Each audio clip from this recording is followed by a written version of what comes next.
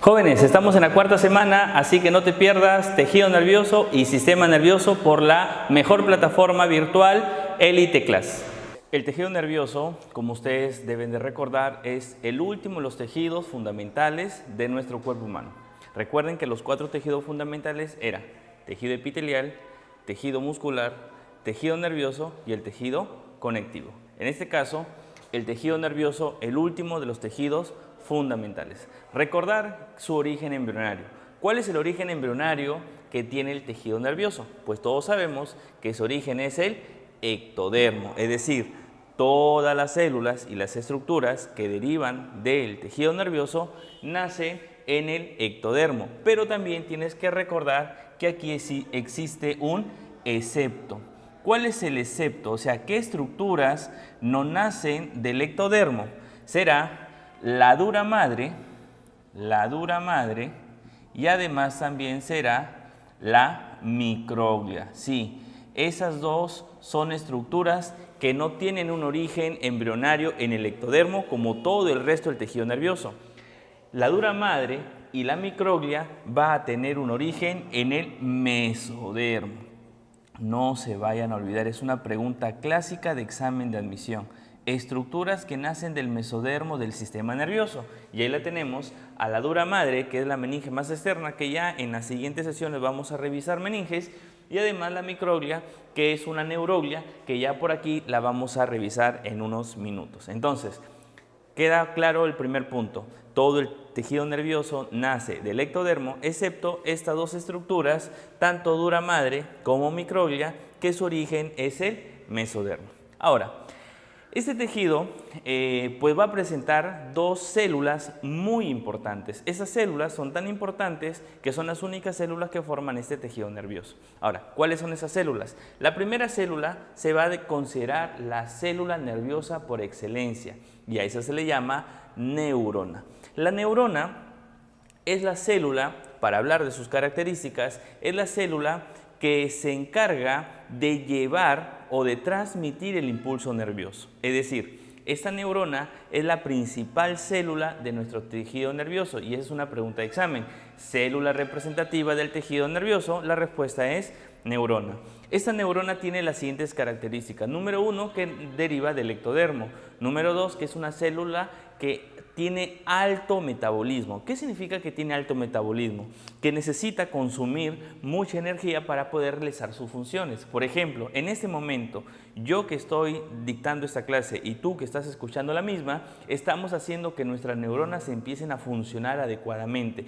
¿Y cómo es que funcionan? Gracias al producto tanto de la glucosa como también del oxígeno. Si esta neurona se queda sin glucosa o le falta el oxígeno, esa neurona simplemente deja de funcionar. Y al dejar de funcionar, vamos a ir perdiendo paulatinamente las funciones cognitivas superiores que tenemos. Es por eso que, lamentablemente, cuando un niño nace por un parto traumático, llámese por un parto que se dio en el intemperie de un hospital o que pasó mucho tiempo en el vientre de la mamá, este niño va a recibir poca cantidad de oxígeno a su cerebro y sus neuronas ya van a dejar de funcionar. A eso se le va a llamar la famosa parálisis cerebral infantil, que luego estos niños tienen problemas no solamente motores, sino también cognitivos, ¿ya? Entonces, una de las características importantes es que la neurona necesita grandes cantidades de oxígeno para funcionar.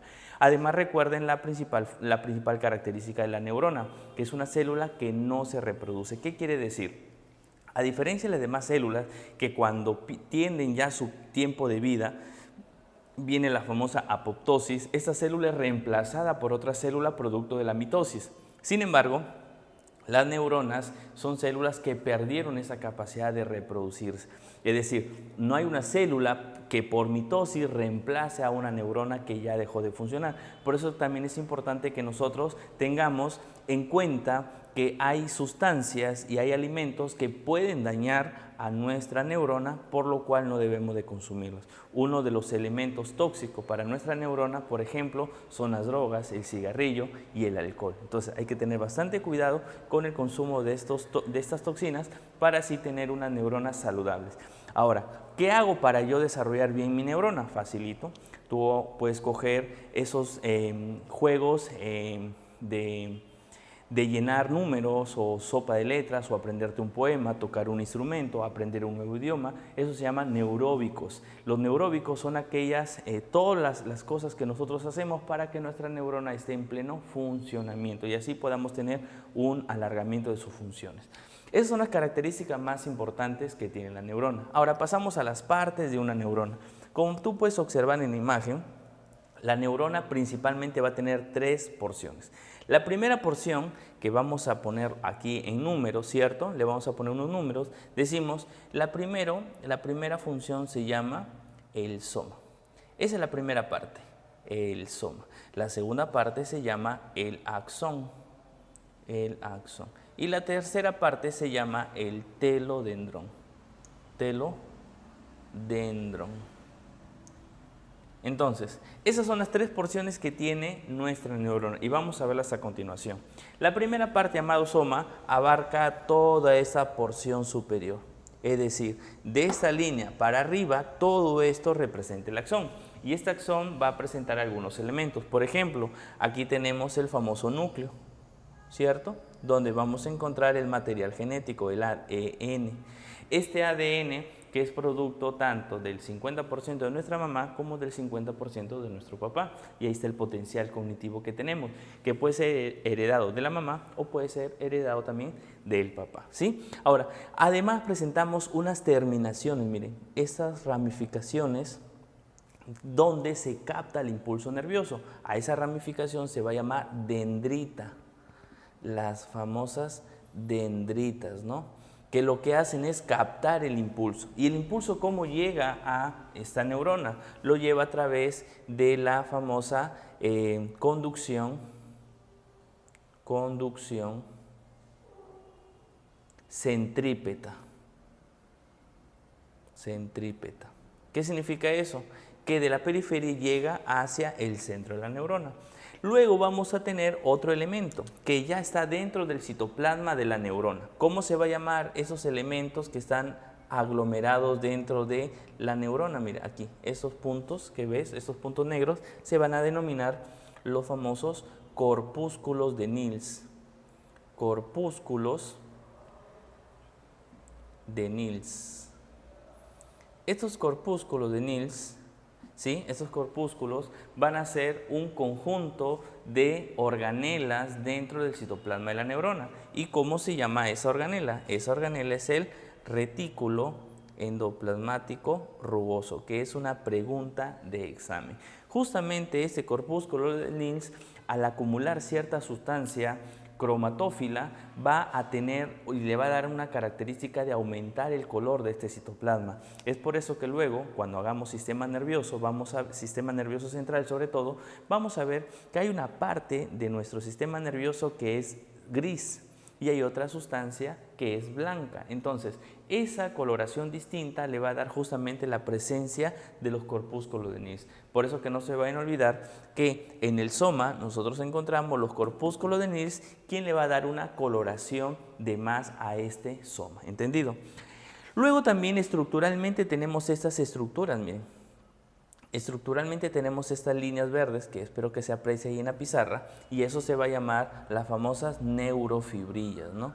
Estas neurofibrillas que son estructuras o que son organelas que básicamente van a darle la estructura a la neurona. Luego en el axón van a ser muy importantes, como ya lo vamos a explicar a continuación, ¿sí? Entonces, hasta aquí el primer elemento llamado soma es importante. ¿Por qué? Porque él capta el impulso nervioso a través de las dendritas, ¿sí? Le va a dar una coloración más oscura a través de los corpúsculos de Nils, que es el aglomeramiento de los retículos endoplasmáticos rugosos, y además en su citoplasma va a presentar neurofibrillas que le van a dar la estructura a nuestro soma. ¿Entendido?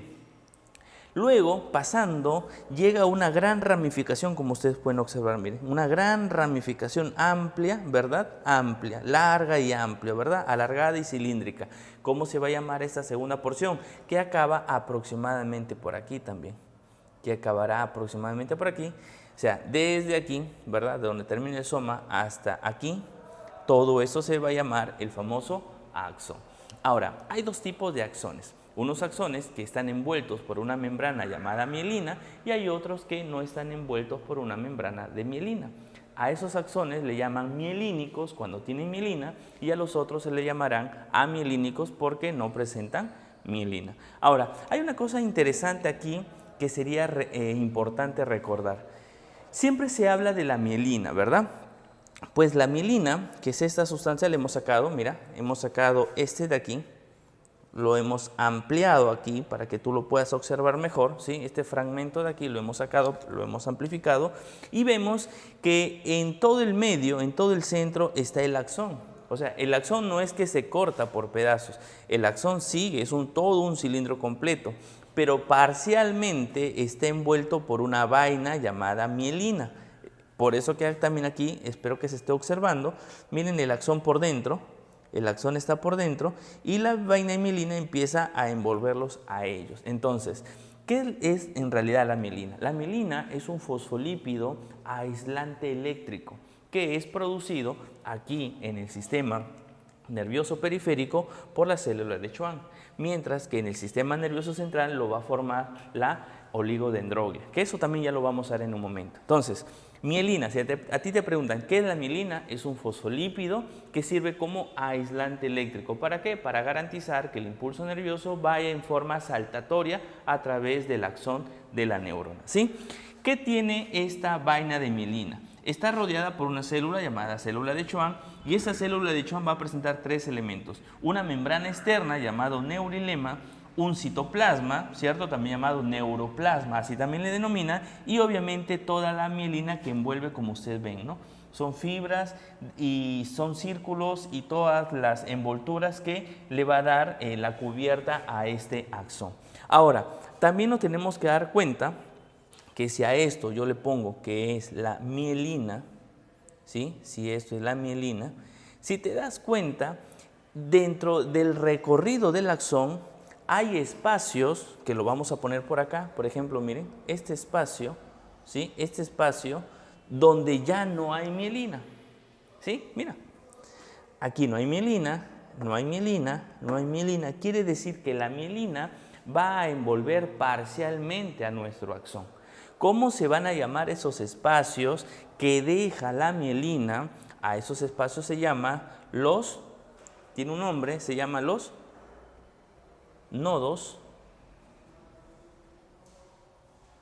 de Ranvier. Los nodos de Ranvier van a ser las zonas desnudas de mielina dentro del axón.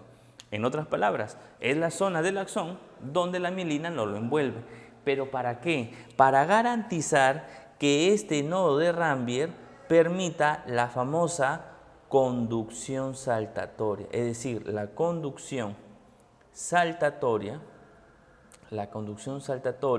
se va a dar gracias a ¿quién? A los famosos nodos de Ranvier. ¿Y cómo es así la conducción saltatoria? Pues es bien sencillo, miren. Viene el impulso nervioso por acá, por ejemplo, viene el impulso nervioso por acá, él rodea al soma, ¿verdad?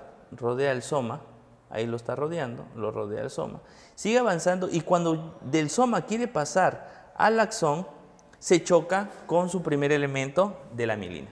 ¿Qué hace este impulso nervioso? Salta hacia el otro nodo de Ranvier, saltará hacia el otro. ¿Y por qué va saltando? Porque conforme va avanzando va chocándose con el aislante eléctrico. Entonces, como es un aislante, no lo va a dejar pasar y por eso que el impulso empieza a saltar. A esa forma de conducir el impulso nervioso se le llama la conducción saltatoria, que se facilita gracias a los nodos de Ranvier de los axones. ¿Entendido? Entonces, este tipo de conducción es más veloz que una conducción lineal. Por eso que la conducción saltatoria va a asegurar a nuestra neurona una velocidad ¿de cuánto? De hasta 120, 130 metros por segundo. Esa es una pregunta de examen. Las fibras A, que son las fibras bien mielinizadas, son las fibras más rápidas que tenemos, que obviamente llevan, por ejemplo, el dolor. 120 a 130 metros por segundo, es una barbaridad de velocidad. Son las fibras, no te olvides, las más veloces, las fibras tipo A. 120 a 130 según el tórtol, ¿entendido? Entonces hasta aquí tenemos los elementos que pertenecen al axón. Y obviamente el axón también tiene su fibra, llamadas neurofibrillas, ya te había mencionado que eran parte de la estructura de la neurona, y tienen también un citoplasma llamado axoplasma. Además a eso tiene una membrana que lo cubre, llamado axolema. No te olvides, el axolema es la membrana que cubre el axón y el axoplasma será el citoplasma que tiene el axón, ¿ya? Por último, vamos a tener este tercer elemento, ¿no? El famoso telodendrón. El telodendrón es la terminal de la neurona. Este terminal de la neurona vamos a presentar la ramificación final de la misma con la presencia de unos puntos o de un terminal en forma de botón. A ese telodendrón que termina en esos terminales le llaman el famoso botón sináptico, el famosísimo botón sináptico. ¿Y qué es el botón sináptico, mis amigos? El botón sináptico será la parte terminal de una neurona que va a terminar en un músculo, en una glándula, o puede terminar también en otra neurona, ¿ya? No se vayan a olvidar de eso. Entonces, hasta aquí nosotros hemos hablado de las partes de una neurona. Espero que haya quedado claro eso.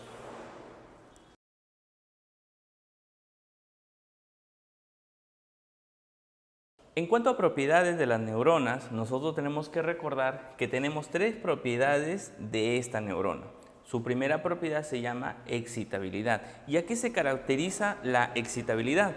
Se va a caracterizar por la capacidad que tiene para generar potenciales de acción. En otras palabras, cuando llega un estímulo, el receptor lo capta y la neurona lleva ese estímulo en forma de impulso nervioso. A eso se llama excitabilidad. Entonces, la palabra clave aquí va a ser potencial de acción. Un potencial de acción.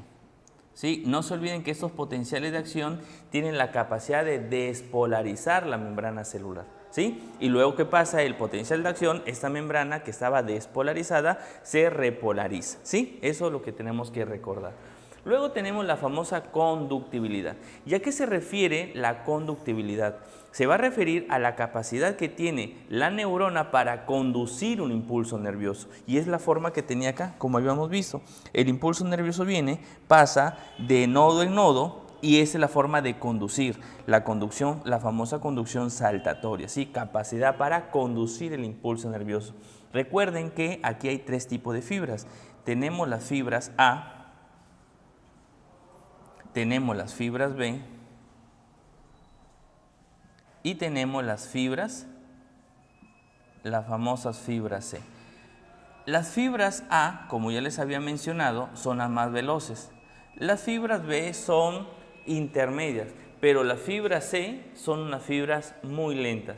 Dicen que su velocidad de conducción es de 5 a 10 metros por segundo. Son las fibras más lentas porque son amielínicas, mientras que las fibras A son las fibras más rápidas porque están envueltas por gran cantidad de mielina. También recuerden que la velocidad de conducción del impulso nervioso también depende del diámetro, es decir, el grosor de la vaina de mielina y también de la longitud del axón. No se vayan a olvidar de esa edad, ¿ya?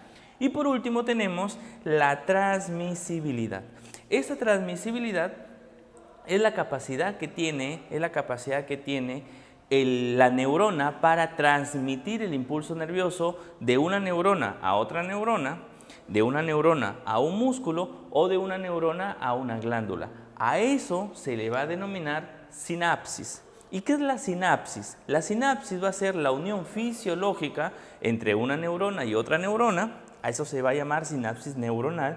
Entre una neurona y un músculo, a eso se le va a llamar sinapsis muscular, y a una neurona con una glándula, y a eso se le va a llamar sinapsis neuroglandular. Entonces, la sinapsis es parte de la transmisibilidad como propiedad de las neuronas. En un momento nosotros vamos a hablar de la sinapsis y los tipos de sinapsis también que vamos a encontrar, tanto la sinapsis química como la sinapsis eléctrica. Listo. Ahora, para pasar ya al último punto de este tejido nervioso, tenemos que recordar a las famosas células no nerviosas. Esas células no nerviosas se le llaman así porque ellas no transmiten. ¿Qué no transmiten? No transmiten el impulso nervioso, ¿sí? No se vayan a olvidar de eso. Se le llaman células no nerviosas porque no transmiten el impulso nervioso. Se le llamaban células nerviosas porque ellas sí transmitían el impulso nervioso. Además, las neuroglias o simplemente llamadas glías todas son células de sostén. ¿Qué significa célula de sostén?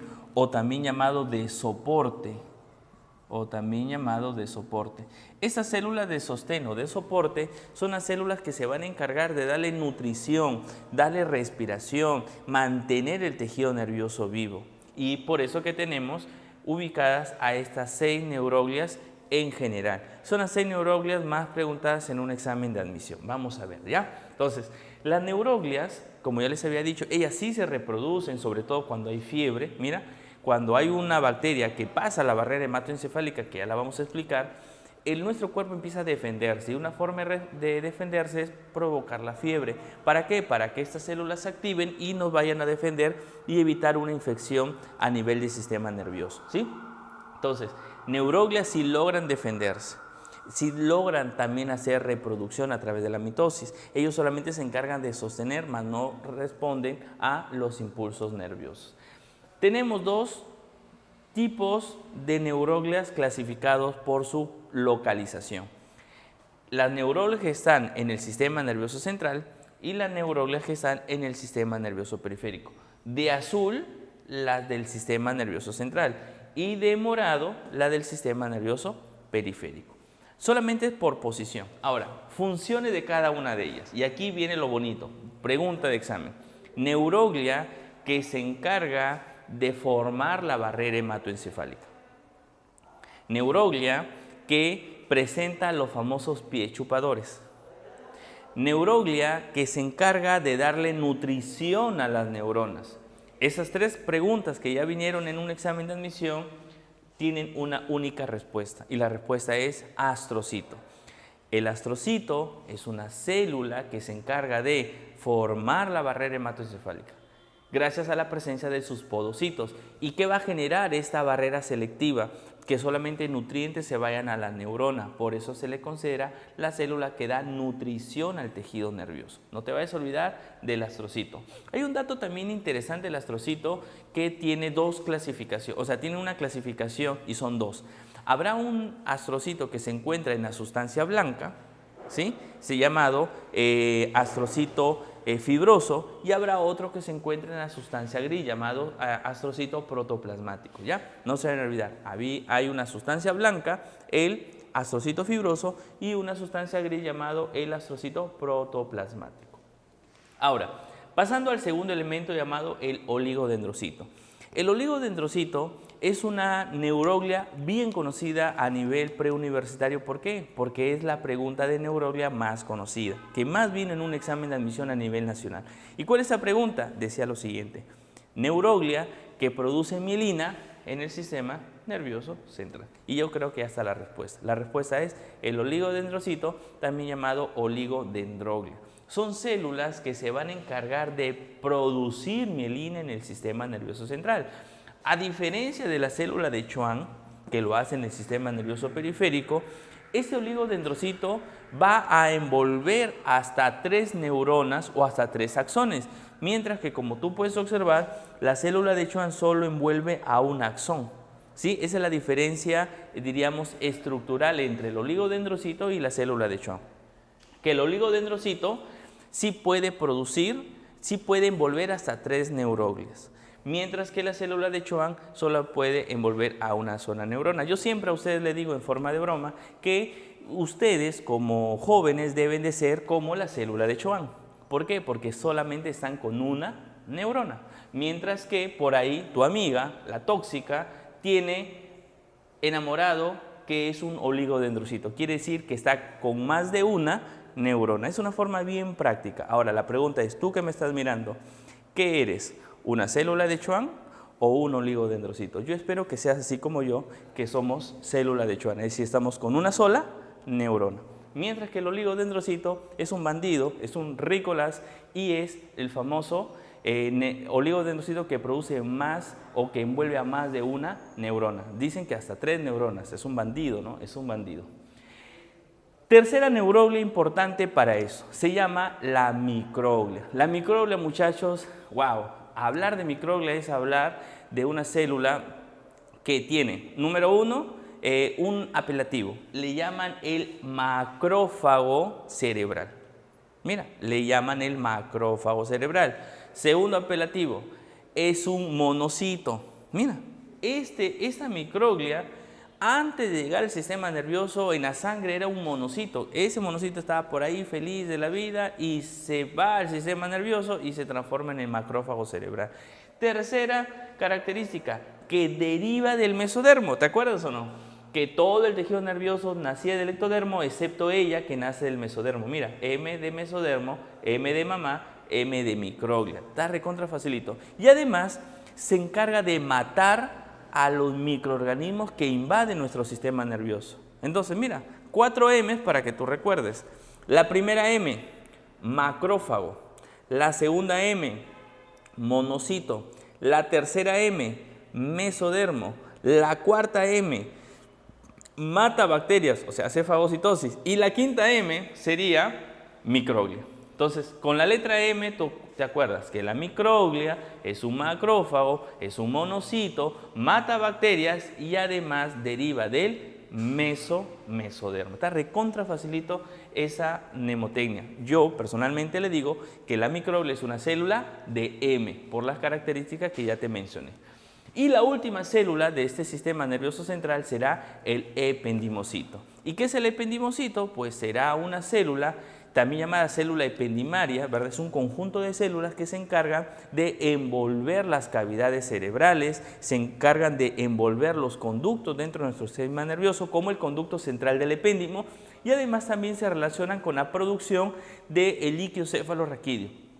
Recuerda que los productores es el plexo coroideo, pero los ependimocitos están muy ligados a la producción y absorción de este líquido, ¿sí? Entonces, hasta ahí tenemos las 4 células del sistema nervioso. Y ya para terminar esta primera parte, decimos que el sistema nervioso periférico va a presentar 2 células. La que ya conocíamos, la famosa célula de Schwann. A esa célula de Schwann también se le conoce con el nombre de neurolemocito. Así también se le llama. La célula de Schwann o neurolemocito se encarga de producir mielina ya en el sistema nervioso periférico. Y aquí tenemos la célula que todos queremos, ¿no? No porque termina en élite, sino porque es la célula de sostén básicamente. ¿Qué es una célula satélite? Es una célula de sostén propiamente que se va a encargar de hacer relevo cuando una neuroglia no puede cumplir con su función adecuada. Es decir, él le da el verdadero soporte a todas las neuroglias. ¿Y dónde se encuentra? Se encuentra en el sistema nervioso periférico. Entonces, hasta aquí hemos hablado de todo lo relacionado al tejido nervioso.